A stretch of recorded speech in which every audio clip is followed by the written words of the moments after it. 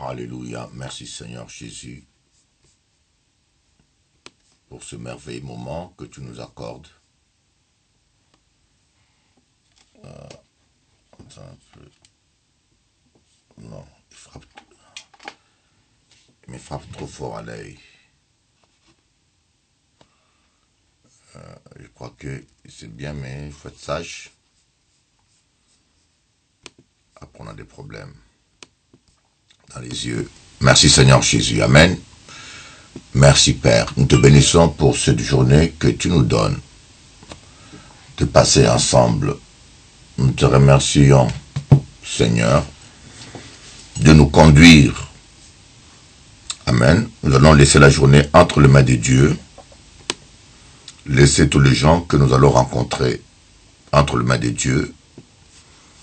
Laissez votre patron, laissez les clients, les collègues entre les mains de Dieu. Vous allez vous-même constater que quand vous priez pour vos collègues, vos patrons, la paix va vous dominer. La paix va dominer votre travail. Vous allez constater au fur de la prière, même leur attitude à ton égard va changer. Parce que la puissance de Dieu va travailler. Cher Saint-Esprit, nous laissons toutes les personnes que tu mettras sur notre chemin entre tes mains, Père. Nous voulons être une bénédiction, Seigneur. Nous voulons être une bénédiction. Seigneur, nous croyons que avec toi, il n'y a pas de hasard. Que tu as un programme derrière toute rencontre. Tu as un programme derrière toute rencontre. Tu as une bénédiction que tu réserves derrière toute rencontre, Seigneur. Voilà pourquoi, cher Saint-Esprit, ce matin, je vais te laisser mon patron, mon collègue et même mes ennemis.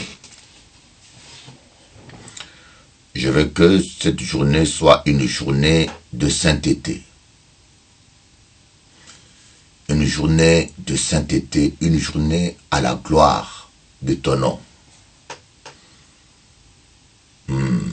Alléluia. Merci Seigneur. Je te laisse mes ennemis, ceux qui y sont hostiles, qui me combattent au travail ou dans la journée.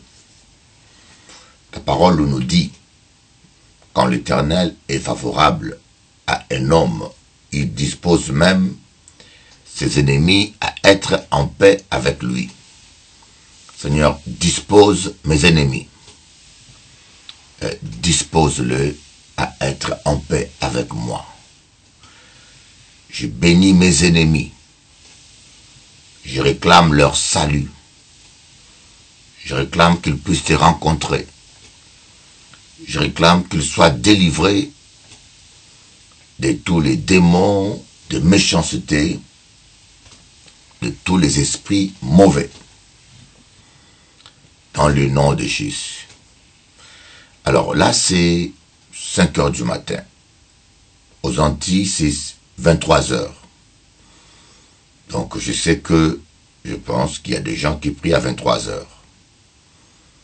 Il y en a qui prient à 23 heures pour diverses raisons. Voilà, donc quand vous priez à 23 heures, sachez que vous priez pour le lendemain.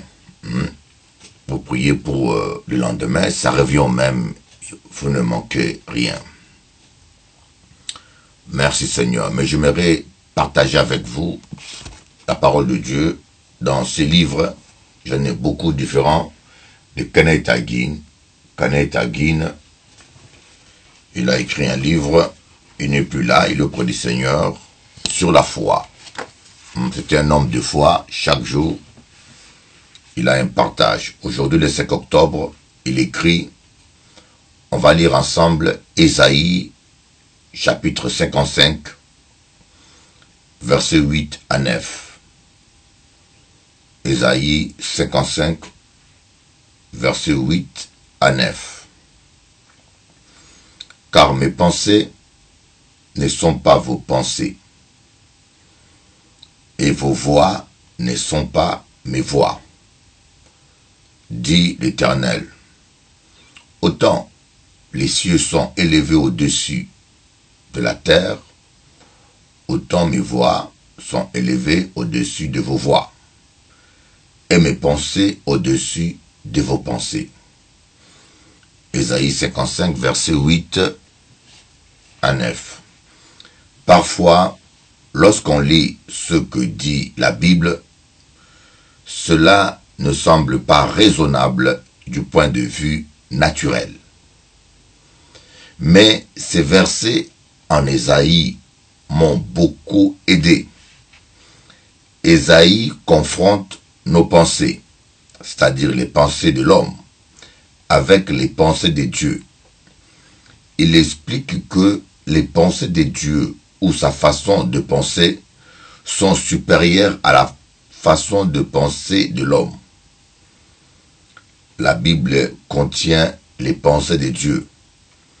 Si vous voulez connaître la pensée de Dieu sur n'importe quel sujet, regardez ce qu'en dit la Bible. Si votre intelligence n'a pas été renouvelée par la parole de Dieu, il est difficile pour vous de penser en accord avec la façon de penser de Dieu. On renouvelle ses pensées par la parole de Dieu en la méditant.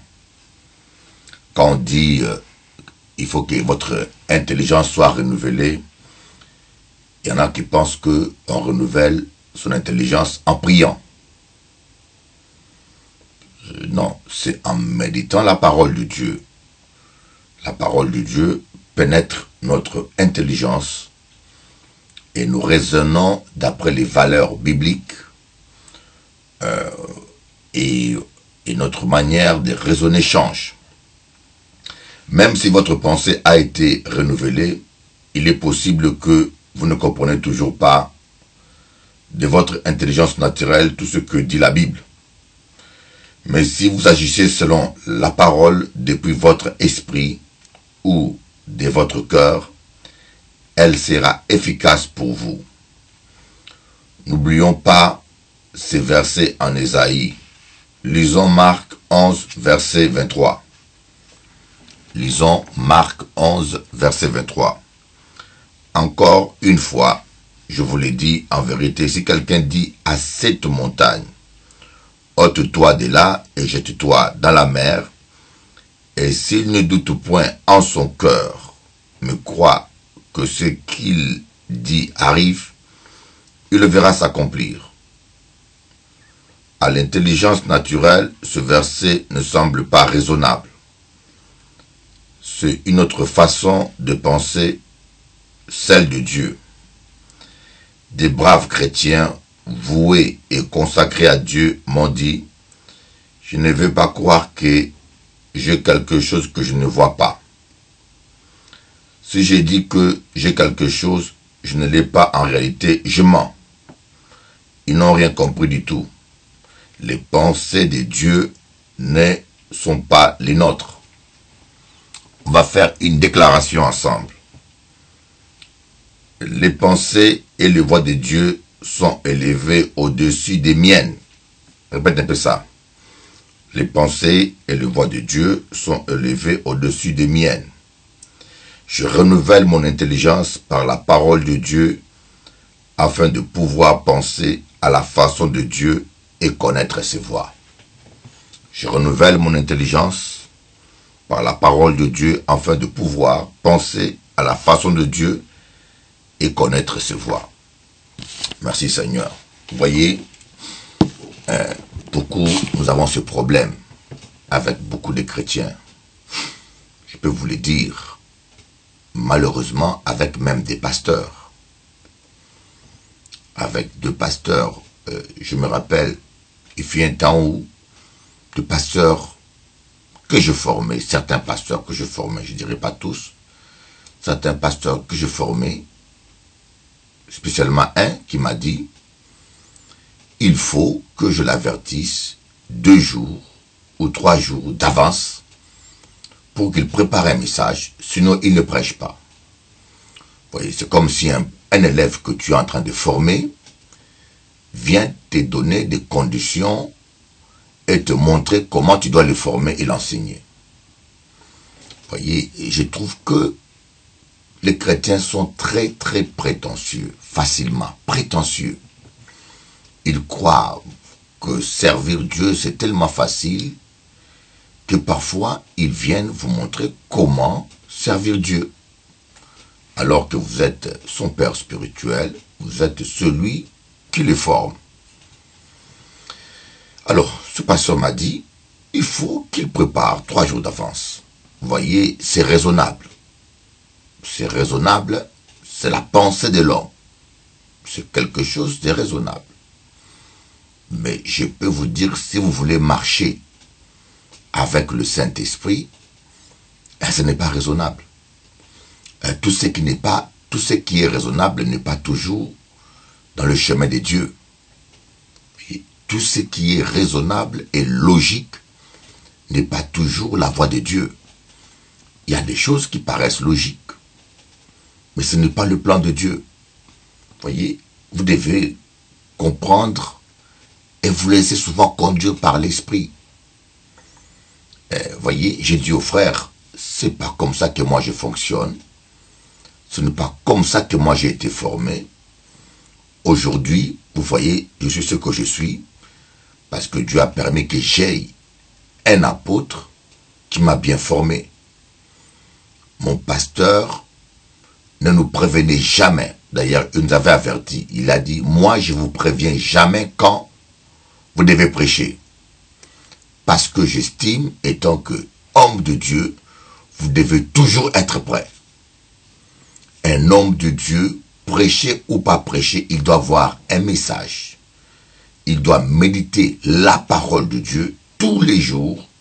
Donc, il est censé avoir une exhortation. C'est comme ce matin, nous sommes censés méditer la parole de Dieu tous les jours.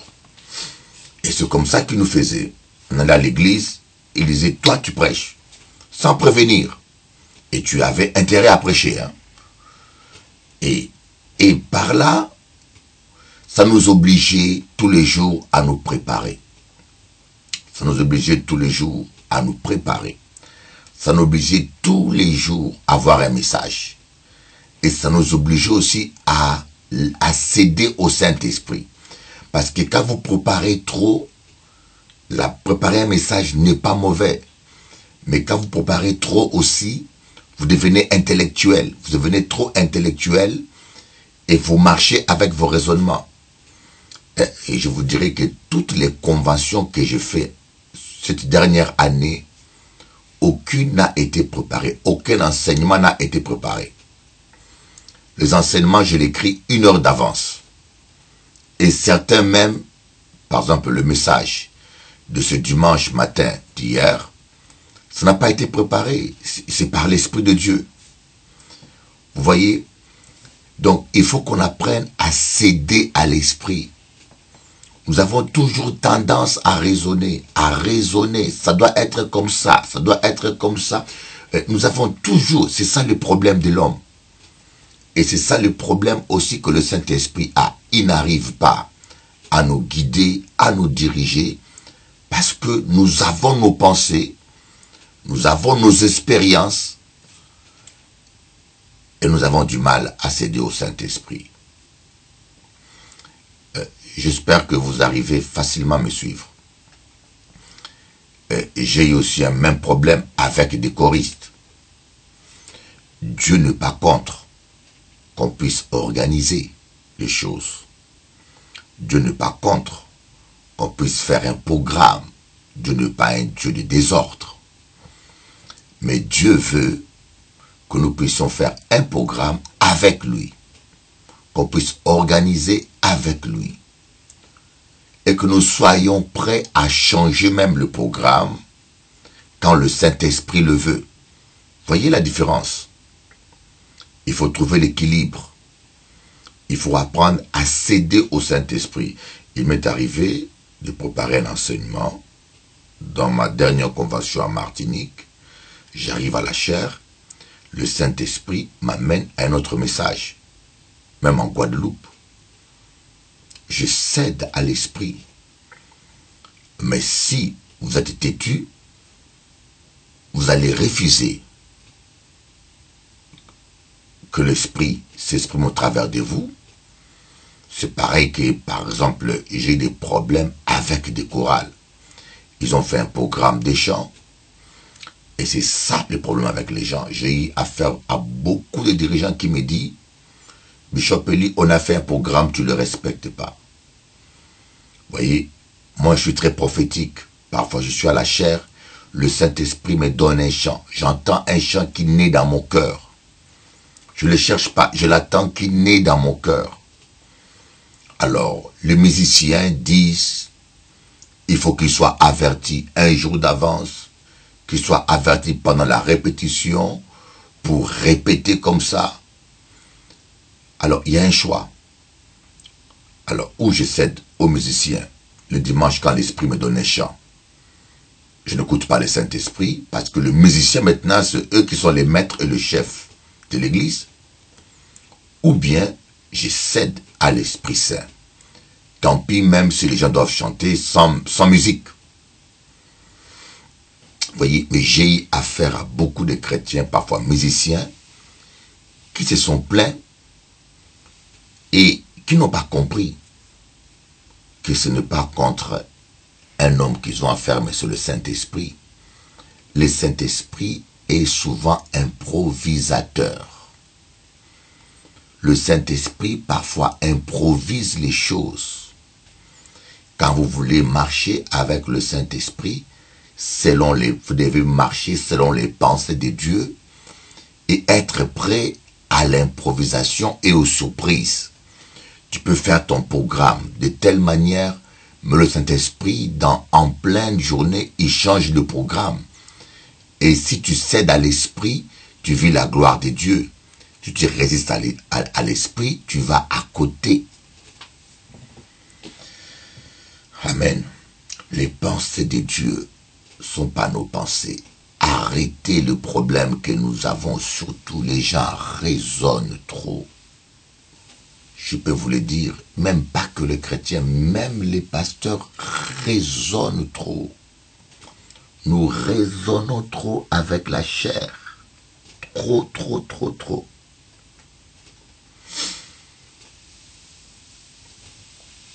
Alléluia. Voilà pourquoi nous devons chaque jour prier et nous soumettre. Un exemple, l'une des raisons pour laquelle je vous dis toujours que ne parlez pas du mal des gens. Quand ton frère pêche, va l'interpeller. Ce que dit la parole de Dieu. Va l'interpeller directement. Si tu n'as pas le courage, tu intercèdes pour lui, un point, un trait. Ou bien tu appelles son pasteur pour qu'il aide. Là, ce n'est pas du rapportage. Ça, c'est de l'information. Pourquoi? Parce que vous ne savez pas quand est-ce que quelqu'un s'est repenti. Tu peux voir un frère dans le péché ce matin, hier soir. Et ce matin-là, dans la prière, il s'est repenti. Et Dieu l'a pardonné. Vous comprenez? Je peux voir quelqu'un dans le péché hier soir. Et ce matin-là, il se repent. Et Dieu le pardonne. Bon, maintenant, moi, je n'ai pas prié avec lui ce matin. Il a prié dans sa chambre secrète. Mais moi, je reste avec les pensées de la chair. Je marche avec mon intelligence et je continue à le juger ou à propager la mauvaise nouvelle ou à en parler partout. Et là, je suis simplement en train de pécher. Lui, il est pardonné, il est purifié. Il est saint. Voilà pourquoi il ne faut jamais, quand tu vois ton frère pêche, tu pries. Vous voyez, quand on marche par l'esprit, c'est comme ça qu'on raisonne. Ça, c'est l'esprit. Et tu peux voir, moi j'ai vu quelqu'un me dire, mais Bishop Eli, comment un tel pasteur, Dieu l'utilise, alors que hier je l'ai vu, dans le péché. Mais vous savez, c'est le mystère du pardon de Dieu. Quand Dieu pardonne, il oublie. Quand Dieu nous pardonne, il oublie. Est-ce que vous comprenez? Il dit, si vos péchés sont noirs comme les cramoisis, cela deviendra blanc comme la neige. Ça veut dire qu'un péché aussi noir, mais il deviendra blanc comme la neige. Vous voyez, quand Kenneth Hagin a été surpris dans le péché, pas Kenneth Hagin plutôt, c'est Jimmy Swaggart. Quelqu'un m'a dit, mais est-ce que ce Dieu qui prophétisait par lui, est-ce que ce Dieu qui l'utilisait? Je n'encourage pas ça, je n'encourage pas ça. Mais quelqu'un peut être la nuit avec une prostituée, le matin il se répand, et Dieu pardonne, et Dieu oublie, Dieu efface, il devient blanc comme la neige, et Dieu l'utilise. Parce que Dieu n'est pas comme nous. Quand il oublie, il pardonne, il oublie. Pour vous, vous vous rappelez de son péché d'hier. Nous les humains, parfois, nous nous rappelons. Mais Dieu, il agit avec toi comme si tu n'as jamais péché. Vous voyez? Et moi, je me suis aussi posé la question. C'est là où Dieu m'a dit, c'est le mystère du pardon de Dieu. Alors mes amis, arrêtons de servir Dieu dans la chair, avec nos pensées, avec notre logique, avec notre raisonnement. Arrêtons avec ça. Servons Dieu avec l'esprit. C'est la raison pour laquelle la Bible dit que l'homme spirituel juge de tout. L'homme spirituel, c'est qui? C'est l'homme qui marche avec l'Esprit de Dieu, qui est conduit par l'Esprit de Dieu. Et il parle par l'Esprit et non par la chair. Amen. Merci Seigneur. Merci Seigneur. Les voies de Dieu sont impénétrables, mes amis. Les voies de Dieu sont impénétrables. Des fois, Dieu te t'amènera dans des chemins que tu ne comprendras pas. Moïse se sentait libérateur. Il a tout de suite pensé que c'est avec sa force. Vous voyez, il a tout de suite pensé que c'est avec la formation des guerriers qu'il avait, des chefs militaires qu'il avait en Égypte, qu'il pourra libérer son peuple. Sûrement, il voulait former une armée ou, comme on dit aujourd'hui, une rébellion. Mais Dieu lui a dit, ce n'est pas avec une épée. Ce n'est pas avec une épée que j'ai prévu. C'est avec un bâton. C'est avec un bâton que tu vas libérer ce peuple. Et ta formation, ce n'est pas dans une école, dans le désert. Vous voyez, les voies de Dieu. Aussi éloigné est le ciel de la terre. Aussi, ses voies sont éloignées des nôtres. Tu peux dire que cet homme-là, c'est celui qui convient pour moi, alors que il n'est pas fait pour toi. Cette femme-là, c'est celle qui convient pour moi, mais alors qu'elle n'est pas faite pour toi. C'est une bonne épouse, mais elle ne sera jamais une bonne épouse pour toi, parce que Dieu ne vous a pas préparé à être ensemble. Amen.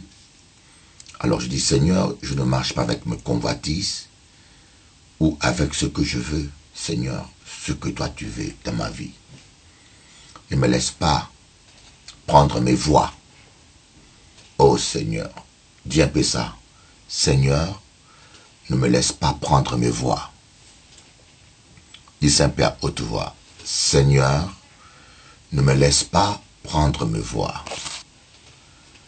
Je vais prendre tes voies à toi. Même quand elles sont illogiques. Même quand elles sont bizarres. Même quand elles sont surprenantes. Imprévisibles. Et même parfois quand elles sont désagréables. Oui, je veux prendre tes voies. Je veux marcher avec toi. Parce que toi, tu connais mieux que moi ce qu'il me convient. Parce que toi, tu me connais mieux que moi-même. Ô Dieu, je t'en supplie, cher Saint-Esprit, au nom de Jésus, ne me laisse pas prendre mes voies. Laisse-moi prendre tes voies, Saint-Esprit de Dieu. Laisse-moi obéir à tes voies, Jésus. Laisse-moi suivre tes voies.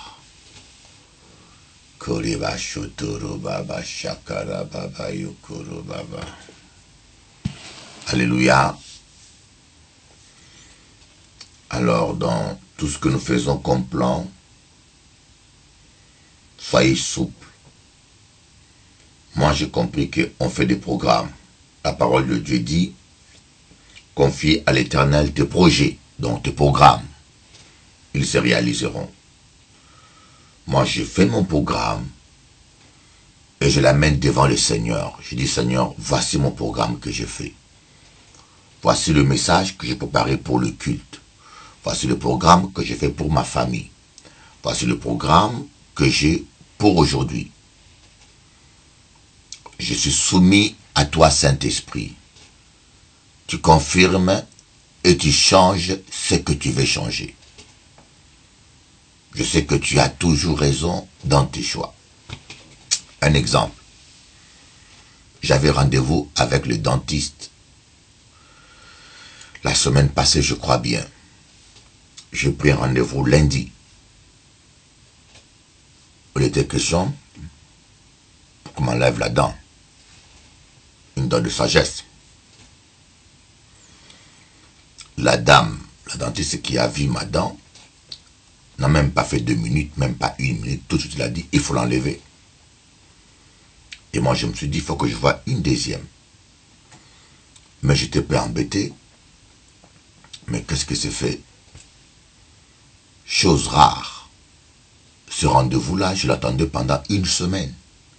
Je même renvoyé la convention que j'avais le 4 au 8.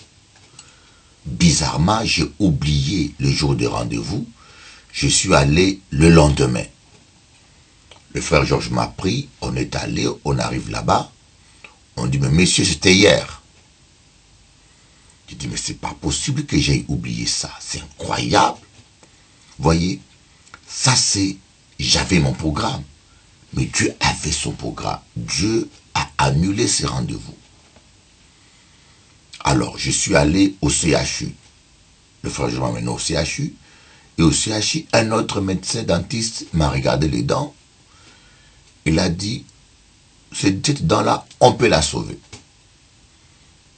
Il a donné un autre avis. Voyez que 2 fois, j'avais dans ma tête mon programme. J'avais dit, je vais aller au rendez-vous. Mais Dieu avait un autre programme. Et pour m'amener sur son programme, il a permis que j'oublie. Il y a même des oublis que Dieu permet pour nous ramener sur son programme. Et des fois même, quand il sait qu'on est trop sur notre programme, qu'on est trop buté sur ce que nous voulons faire, des fois Dieu permet que nos ennemis nous ferment les mauvaises portes. Écoutez bien. Parfois Dieu permet que nos ennemis nous ferment des mauvaises portes pour que nous ne prenions pas nos voies. Des fois, tu es convaincu que je vais aller m'installer aux Antilles. Je vais retourner à pays à moi qu'a fait ceci, je vais gérer la maison que papa a laissée. Et tu es convaincu des fois et tu consultes Dieu. Dieu ne te répond pas clairement, mais toi tu penses que comme Dieu n'a pas répondu, donc Dieu est d'accord. Voilà ce qui est logique des fois. Nous, on raisonne comme ça. Comme Dieu n'a rien dit, donc il est d'accord. Ça, c'est la pensée de l'homme. Ça paraît logique, mais ce n'est pas toujours le cas. Et tu prépares tes affaires. Et quand tu veux aller prendre, tu vois ton fils ou quelqu'un vole ton argent. Tu ne peux plus payer le billet. Et naturellement, on s'énerve contre la personne. Ou bien le matin, tu veux aller prendre la voiture pour aller à l'aéroport, ton fils prend ta voiture, il s'en va avec. Et tu piques une crise de colère. Je paye un billet, mon fils part avec la voiture. Parfois, le Saint-Esprit permet ces genres de surprises pour t'empêcher de prendre la voiture, l'avion. Et on s'énerve deux fois. On s'énerve parce que on marche dans la chair. Alléluia. Alléluia. C'est comme quelqu'un qui voulait prendre un avion. On l'a empêché. On l'a empêché de prendre l'avion.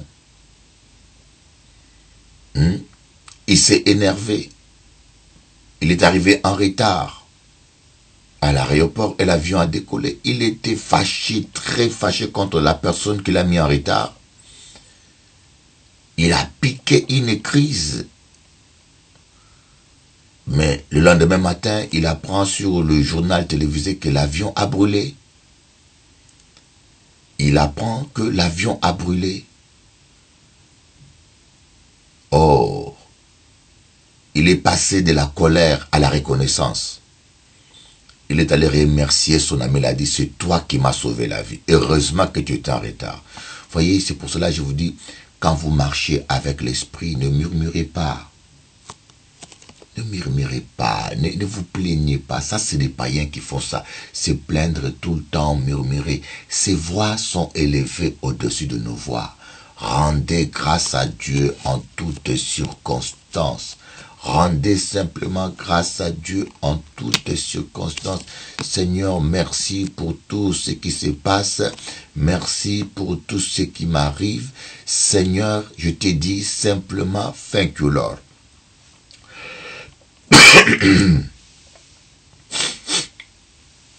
Merci, Seigneur. Seigneur, merci. Merci, Seigneur Jésus. Je ne comprends pas, mais merci. Parce que c'est toi qui conduis ma vie. Car il est écrit, rendez grâce à Dieu en toutes circonstances. Car il est écrit que toutes choses concourent au bien de ceux qui t'aiment. Parfois, tes voix paraissent bizarres. Oui.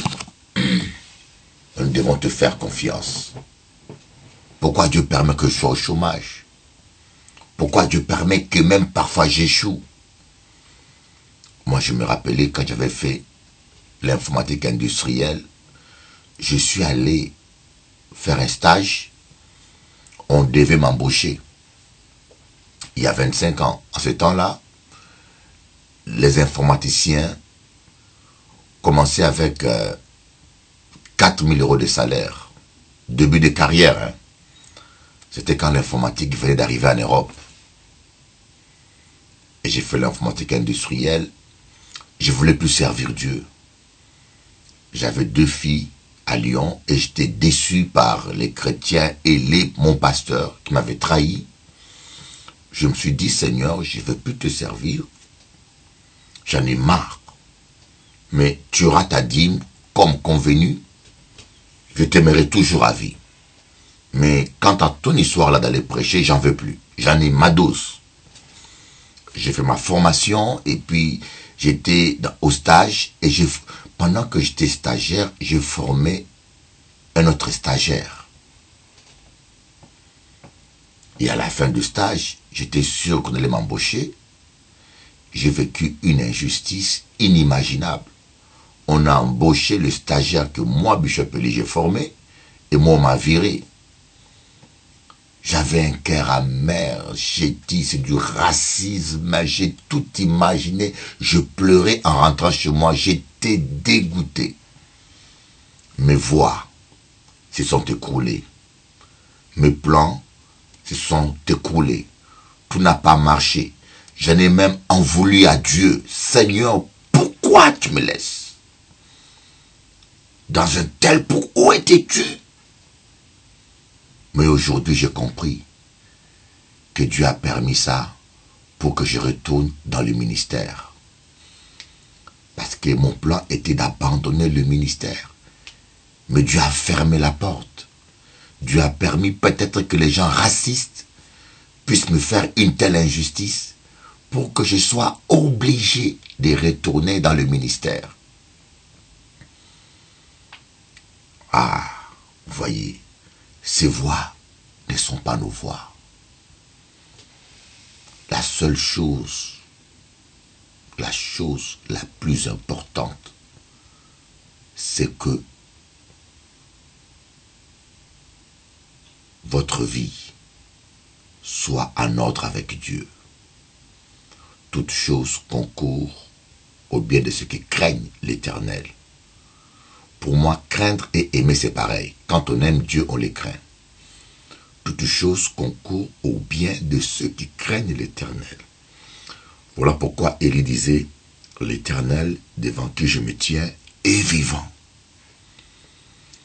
Voyez, des fois, on ne sait pas où Dieu nous mène. Croyez-moi, quelle que soit votre spiritualité, des fois vous serez surpris. Des fois vous serez perdu dans votre tête. Vous dites, mais pourquoi Dieu permet ça? Pourquoi telle porte se ferme? Pourquoi ces projets échouent? Les voies de Dieu sont compliquées. Je vous dis que ces voies sont au-dessus de nos voies. Il vous sera impossible de tout comprendre avec Dieu. Mais on doit simplement avoir confiance en Dieu. Dieu ne nous demande pas de tout comprendre. Dieu nous demande de faire confiance. Dieu ne va jamais te demander de tout comprendre. Parce que ces voies sont élevées au-dessus de nos voies. Mais Dieu va te demander une chose. Fais-moi confiance. Même quand les vagues se soulèvent, fais-moi confiance. Même quand il manque de l'eau, fais-moi confiance. Même quand ton mari s'en va, fais-moi confiance. Même quand ta femme t'abandonne, fais-moi confiance. Je t'ai choisi, je t'ai appelé. Quand je t'ai appelé, je savais déjà que tu allais traverser toutes ces situations que tu traverses. Je suis l'alpha et l'oméga. Je connais la fin dès le commencement. Quand je t'ai appelé, je savais déjà par où tu passeras. Et malgré tout, je t'ai choisi. Et malgré tout, je t'ai appelé. Voyez, avant j'étais prétentieux parce que je marchais avec ma propre justice. Et un jour, il y a plus de 30 ans, je crois, 25 ans, 27 ans, je suis tombé dans la fornication. J'étais tombé dans la fornication. Et après, je me suis retrouvé dans le péché, concubinage. Et c'était une situation compliquée, un désert que je traversais dans ma vie. Et puis après, je me suis fait jeter.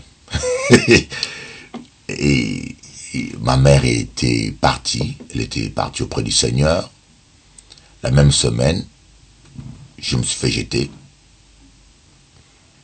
par mon ex-femme, la mère de mes 2 premiers enfants. J'ai vécu un drame. Imaginez-vous que votre mère vient de partir. La même semaine, vous vous retrouvez dehors. Mon petit frère était venu rester avec moi. Et puis, la mère des enfants ne voulait pas que je le garde. Mais moi, je lui ai dit, c'était le vœu de ma mère de garder mon petit frère. Je ne peux pas renier ma famille, ni mon devoir de frère aîné. Je préférais prendre mon petit frère et partir avec. Voyez, je me suis retrouvé tout seul à Paris, dans des conditions difficiles. Je dis, mais Seigneur, où es-tu? Seigneur, où es-tu? Seigneur, où es-tu? Je ne comprenais plus rien. Je dis, mais Seigneur, où es-tu? Alors, ça c'est les pensées de l'homme. Je me suis dit, Seigneur, je ne suis pas digne de te servir. D'abord, je suis tombé dans le péché. Pendant un moment donné, j'étais tombé dans le travers. Je commençais à regarder des films pornographiques. Je commençais à les regarder, acheter des brochures pornographiques. J'étais la totale, hein, la totale. Vous voyez, j'étais un rétrograde. J'ai dit, Seigneur, je ne suis pas digne de te servir. Je dis, Seigneur, je ne suis pas digne de te servir. Alors, j'accepte de tout laisser tomber. Mais une seule chose, donne-moi un travail pour que je vive convenablement. Alors, choisis quelqu'un de mieux que moi qui l'aille prêcher. Moi, je n'en suis pas digne. Je dis ça au Seigneur. Et j'ai commencé à jeûner pour demander un travail à Dieu. Et la première chose, le Saint-Esprit m'a dit, je te connais avant le commence, avant même que tu me connaisses. Quand je t'avais choisi pour me servir, je savais d'avance toutes les erreurs que tu allais commettre. Ça bouleversait ma vie. Tu m'as dit, je suis l'alpha et l'oméga. Je connais l'oméga depuis l'alpha. Quand je t'avais choisi, je savais que tu allais tomber. Malgré tout, je t'ai choisi. Je savais que tu allais pécher. Malgré tout, je t'ai choisi. Je savais que tu allais subir tout ça, que tu allais rétrograder. Malgré tout, je t'ai choisi. Parce que j'avais prévu un sacrifice, que j'allais te purifier avec le sang de Jésus-Christ. Oh, je dis ouais. Donc Dieu savait que j'allais tomber, mais malgré tout, il m'a choisi. Dieu savait que j'allais déraper, malgré tout, il m'a choisi. Dieu savait que j'allais déconner, malgré tout, il m'a choisi. Oh, c'était la première fois de ma vie que j'ai réalisé l'amour de Dieu à ce point. Je me suis mis à genoux, je dis Seigneur, je suis indigne de te servir. C'est la première fois que je me suis senti indigne de servir Dieu. Parce que je me suis converti à l'âge de 8 ans. Je n'ai jamais été dans le monde. Je ne connaissais pas tous ces genres de choses. Et je me sentais digne par ma propre justice. Mais là, c'était la première fois que je me suis dit, Seigneur, je suis indigne de te servir. Seigneur, je suis indigne. Mais merci pour le sang de Jésus. Amen. Quelles que soient tes erreurs, Dieu qui t'a choisi savait que tu allais le faire. Mais malgré tout, il t'a choisi. Amen. Quels que soient tes défauts, Dieu, quand il t'a choisi, il savait que tu avais ces défauts-là. Mais malgré tout, il t'a choisi quand même. Amen. C'est merveilleux. Alors n'écoute pas le diable qui te dit que tu n'es pas digne. Quels que soient tes travers, mais Dieu, malgré tout, il t'a choisi. Alors reviens auprès du Seigneur. Ce n'est pas un prétexte pour lequel il faut demeurer dans ses travers. Ce n'est pas une excuse pour demeurer dans ses travers. Non, je ne dis pas ça. Profites-en du Seigneur. Merci pour le pardon. Merci pour ton sang qui me purifie. Seigneur, je veux te servir. Je veux corriger les choses. Je veux corriger les choses. Je veux marcher droit et je veux te servir. Je ne laisse pas le diable me culpabiliser. Je ne laisse pas le diable m'accuser.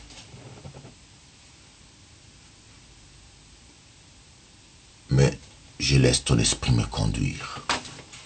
Oui, Seigneur, tes voies ne sont pas mes voies. La leçon d'aujourd'hui, c'est Dieu ne te demande pas de tout comprendre. Dieu te demande de lui faire seulement confiance. Amen. Et de garder ta main dans sa main.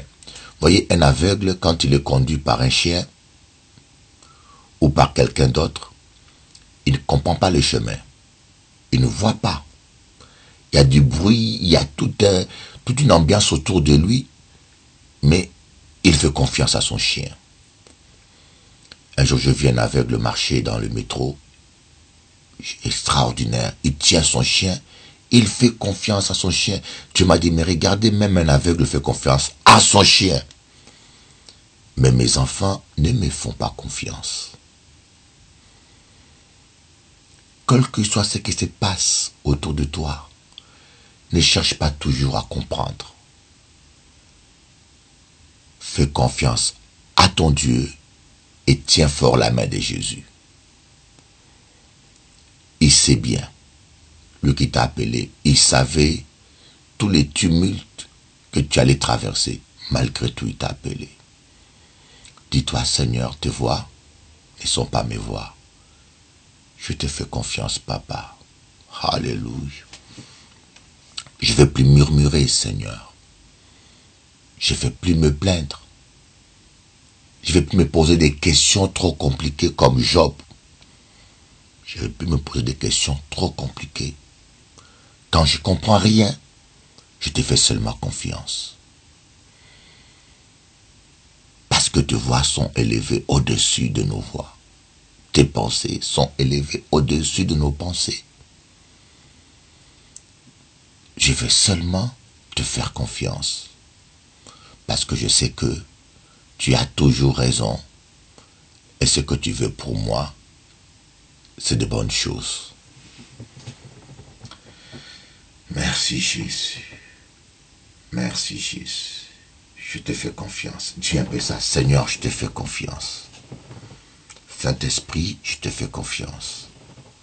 Prends le contrôle de ma journée et conduis ma vie. Conduis-moi, Seigneur, sur les sentiers de la justice. Conduis-moi, Seigneur. Conduis-moi. Tout ce qui m'arrive, tu l'as su d'avance. Mais malgré tout ça, tu m'as choisi. Merci, Seigneur. Et merci pour le sang de l'agneau. Merci, Jésus. Alléluia. Amen. Passez une bonne journée dans la paix du Seigneur. Tenez fort la main de Jésus. Tenez très fort la main de Jésus et faites-lui confiance. Amen. Si Dieu le permet, on se voit à midi.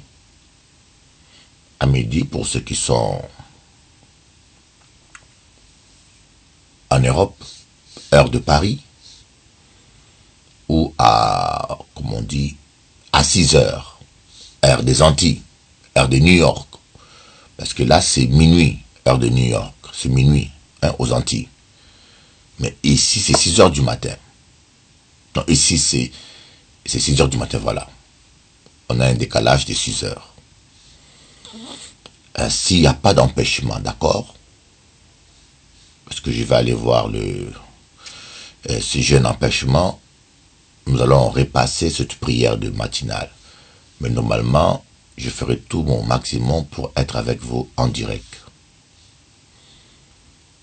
Oui, Seigneur, apprends-nous à te faire confiance, Seigneur Saint-Esprit. Apprends-nous à te... Dis un peu ça, haute voix, Seigneur. Apprends-moi à te faire confiance. Même quand je ne comprends pas. Même quand les choses ne se déroulent pas comme je le pense. Ou comme je le voudrais. Même quand les choses tournent mal pour moi. Amen. Dans la tempête, tu sais frayer un chemin pour moi. Dans le désert, tu sais frayer un chemin pour moi. Ce que tu me demandes à moi simplement, de tenir ta main dans la sainteté et te faire confiance. Et je sens cela, je te dis, fais-moi confiance. Tu te poses trop de questions qui dépassent ton intelligence. Fais-moi confiance et marche dans la sainteté et lui fera le reste. Soyez bénis, je vous aime beaucoup. Et merci de m'aimer autant. Je sais que vous m'aimez aussi. Et priez pour moi. Priez beaucoup pour moi. Priez beaucoup pour moi. Que Dieu me garde dans la sainteté toujours. Vous savez, je me sens bien quand je suis dans la sainteté. Quand je suis encore plus en jeûne. Là, je suis en jeûne. Je me sens bien encore. Mais j'aimerais vraiment que nous puissions rester dans cet état d'esprit, de prière, de jeûne. À bientôt. Au revoir.